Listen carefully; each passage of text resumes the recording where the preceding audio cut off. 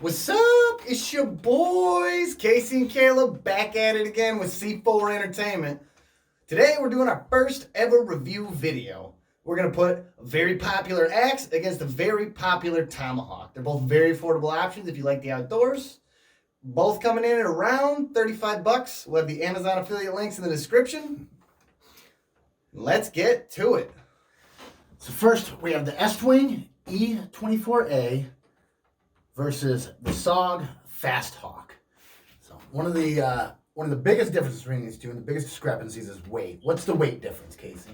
The weight difference between these two is the SOG comes in at 19 ounces, which is a little bit over a pound, versus the Estwing, which is coming in at almost 2 pounds at 30.4 ounces. So if you're going for ultralight, don't watch any more of this video. Just get the Fasthawk. So that's almost a pound of difference. Yep, and that's going to show up in a lot of ways, positive and negative. Okay, so based on what's the functionality differences between the two? Why would you get the tomahawk or the axe in exchange for one another? So with a tomahawk, you're going to have a much smaller cutting surface. So you're not going to be able to remove as much material from any tree that you're on. But you also, on the other hot side, have a spike, which is handy if you need to create logs, grab a hold of something. If you're cutting some bigger lumber, you can smack it into the side of the log and then turn that log over if you want to cut on a different surface. And also with the smaller cutting edge, especially with these finger holes right here, it's going to give you a lot more control for smaller, delicate tasks like shaving down the tips and things like that. So I should just always use a tomahawk. Maybe, maybe not, because also with it being lighter with a smaller cutting surface, if you're looking at pulling apart bigger material or splitting bigger logs, you're going to have a lot tougher time. Plus, the problem with the SOG versus the Estwing is, as you can see, the metal on the SOG is only about a third tang. So that means the metal only comes a third of the way down the handle, and then the rest of it's plastic, which, while it makes for a better gripping surface than the polished leather on the Estwing, it's gonna not be as strong when you're wanting to do some heavier duty tasks. Because the Estwing, as you can see, has the metal come all the way down to the butt, and then it's screwed in right there. So that no matter how much abuse you put this axe through, unless you're arc welding it, it's never gonna break. Versus the SOG, which you're eventually going to have to replace the handle because the shock is going to continually put small fissures in this plastic and eventually bust apart altogether. So right off the bat, out of the two, the Estwing is going to take a lot more abuse and it's going to be a lot tougher than the SOG. So what can I do with the Estwing that I can't do with the SOG? So the Estwing has a much bigger cutting surface, so you're going to be able to cut much larger material. You're going to be able to remove logs probably from about 3 inches in diameter versus the SOG, where that's going to become almost unbearably slow to do. Also with the Estwing, you can much more effectively drive stakes because you have this nice flat surface on the back of the axe that will act as a hammer for knocking in stakes for your tent, versus the SOG, which you're going to have to turn sideways. And while it does have the advantage of having rivets so that it can more easily grip the stakes so you're not missing as much, which really just comes from a poor swing if you're swinging with a flat surface. But it's going to be a lot slower and a lot more arduous to hammer in your tent for the night.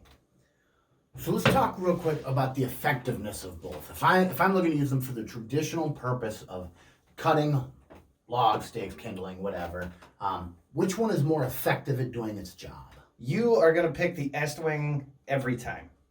Why's that?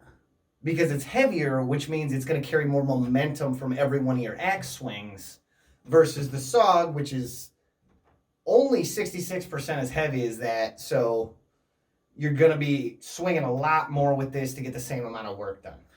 And just in looking at the two, it appears that there is more, this is more, as the 80s guys would say, top heavy. Yes. So I would imagine that has something to do with your power and your chop. Yeah, and you're also going to be able to split logs with the Estwing, where with the SOG, you're going to have to create an additional hammer out of wood or debris that you find nearby, thunk it into the top of the log, and then hammer it through the log, much like you would baton with a knife. So you're saying that you can baton with the SOG? You can baton with the SOG, it's just a little bit more work. Fair enough. And what would the difference in that baton look like? Because I imagine if you're coming down to baton it, you're not going to hit it on the small point. No. So what you're going to do is you're going to put your SOG into baton, and you're going to have to hit it right here on the metal, right here, so that you're not hitting the plastic and damaging that, but you can't hit this and dull your spike, which will lose all of the functionality advantages of the tomahawk versus using a traditional hatchet. It seems like that's going to put a lot of stress fracture on the handle of the SOG. Yeah, it will degrade your SOG a lot faster to do something like that versus the Estwing, which you could probably hit with a tire iron and it would come out looking shinier than it does now. Fair enough. So if you're using these two, obviously this is almost 2 pounds, it's a little over a pound.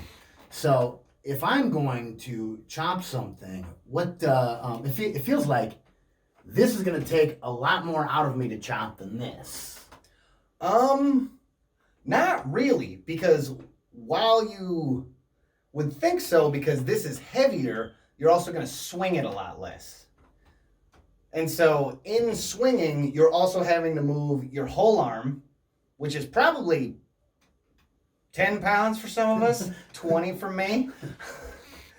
And so you're moving your whole arm for every swing with both of them. You're just adding 50% of the weight in order to make it a little bit more effective every swing.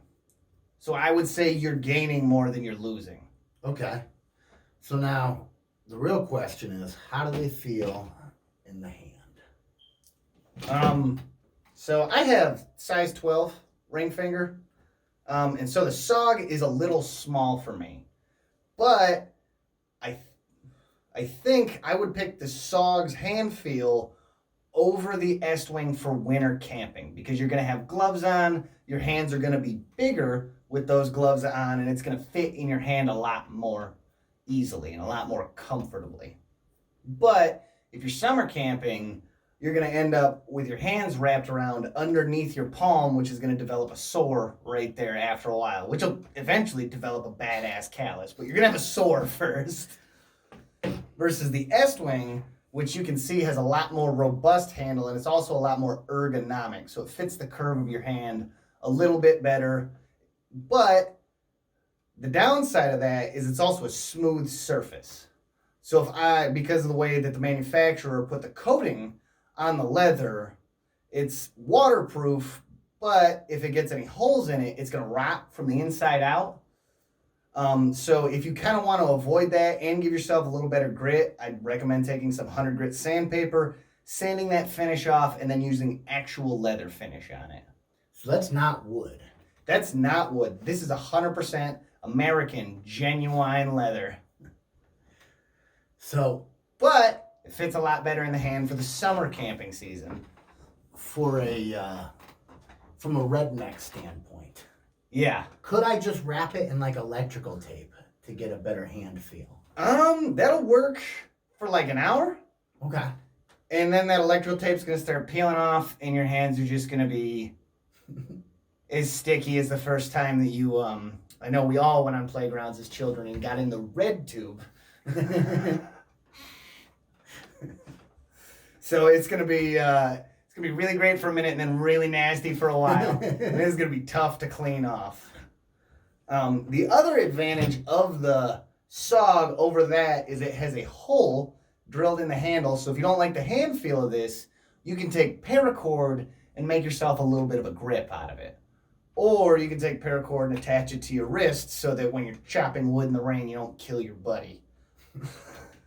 Fair enough. I assume also with the smooth grip, if you have sweaty hands or in any kind of damp climate conditions, this probably feels a little dangerous. Yeah. The good news is, though, the head will never come off. So you won't do one of those things where you're swinging an axe and all of a sudden you're like, what? It's really light. And then you hear someone scream. So overall impressions, which one would you recommend if I only have $35 to buy a small camping hatchet. Which one would you recommend? I would recommend the Estwing every time. If you're looking for something, especially for your average camper who's not going to be going ultralight, hiking 20 miles in the woods, they're just going to literally throw this thing in the trunk of their car, the bed of their truck, drive up to the campsite and use it, I would get this. Personally, I would use this for aesthetic appeal. It's a lot easier to threaten your little sister's boyfriend with a tomahawk.